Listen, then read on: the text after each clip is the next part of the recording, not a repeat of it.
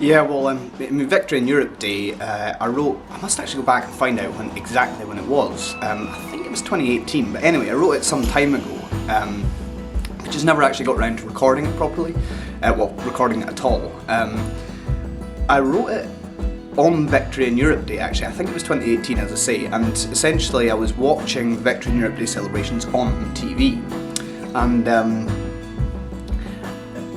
I can't remember now exactly whether it was a replay or whether it was a clip on the news or what. Basically what came on the TV that day was a debate in Parliament on whether or not we should send planes to Syria, and it was relevant because it was kind of happening around that time, and I just remember thinking, what is going on? We're celebrating the end of the war after the war that was supposed to end all wars, and I mean, even since then there was the Cold War and the Falklands and all other sorts of wars, obviously. And yeah, I just got down. It's one of that songs that come to you straight away. These songwriters always say about, oh yeah, I've got this process and I've got that process, or there was one that it took me days and I came back to it, or it took me weeks and something I came back to. This one I just sat down and I was so fueled with sort of emotion and everything else that leads to songs, I guess. And I kind of came up with this song, and the point of it is it's not really a war song, although it's got a war theme. It's not, it's got sad words, but it's not delivered in a sad way, because the point of it is the message that, we celebrate the end of wars, and we celebrate all these things like Victory in Europe Day, but at the end of the day, what good's it doing? Because it's not too long before another war comes along, and that's kind of the message in the song, if you like, which for me is really important. And ultimately as well, it's a tribute to the fallen of World War II and to the fallen of all wars, and it's my way of saying thank you, because I know that I either wouldn't be here today, or life would be very, very different if it wasn't for those who gave their lives in the name of their country to fight for our lives and our future and our freedom. So that's what Victory in Europe Day is all about. The reason I've got two flags behind me, actually, for me, is the fact that I am a Scottish guy and celebrate Victory in Europe Day on behalf of the UK as one UK. It's obviously the British Army, that kind of won the war along with the Allies, and there's that element of it, the Allied forces and the coming together as one, in World War II. But more personally for me, it's also the fact that I'm from the UK, from the north of Scotland.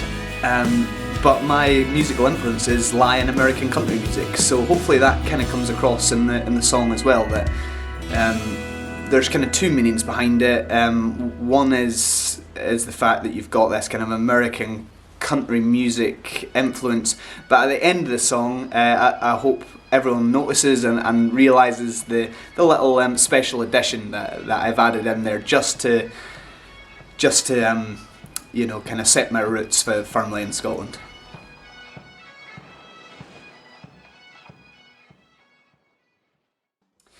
Yeah, well, actually, that tune is called the Heelin' Laddies, and it's a really, really famous war march, pipe march, played on the Highland bagpipes, as you can hear in the recording. And that tune, if you Google Piper Bill, who I think was a Canadian piper of Scottish descent, and he is rumoured, at least, to be one of the first pipers that landed on the beach at Normandy on the D-Day landings, and allegedly that is the tune that he played as the troops went to war on D-Day, which was the end of World War II, of course, which gave rise to Victory in Europe Day on the 8th of May, which is what we're celebrating today and through this song. And yeah, for me that's why I put it in there, because it's relevant to the song and the story of the song, but also it gives a little nod to my Scottish heritage.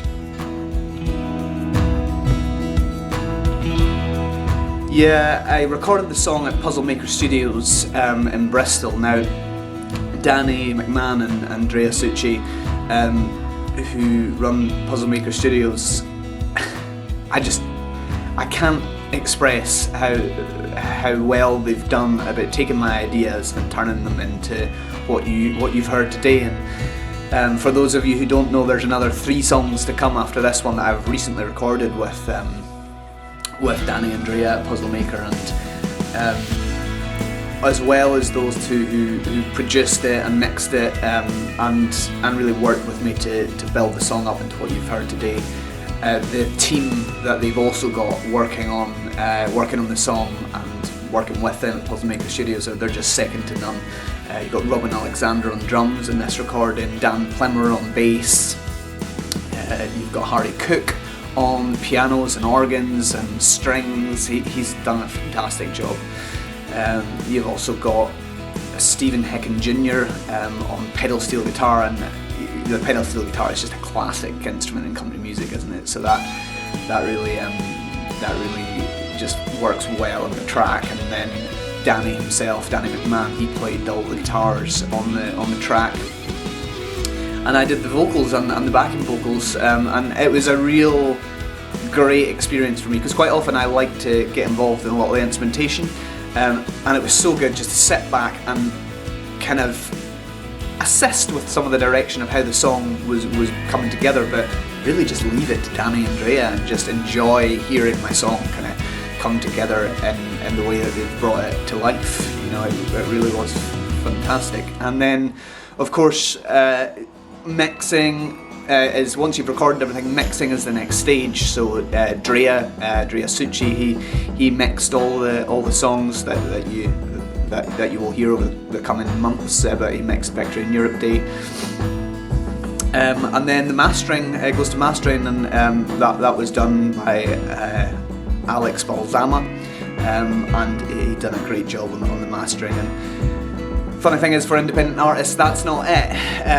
We then move into the period of organising the release, and we have to upload all the material and the songs and the information behind the songs and all the copyright information and the artwork and everything else to the distributor, and the distributor sends it to the stores, and then you have to do all the promotion work and send it out to radio and send it out to press and send it out to newspapers and TV and everything else, and just try and get as much coverage for the song as possible. And that whole process was managed and delivered by Jodie Miller. She's just done an amazing job. The Puzzle Maker Studio guys and girls did a really, really good job. I'm just so happy with the song, and I hope you all enjoy it as well.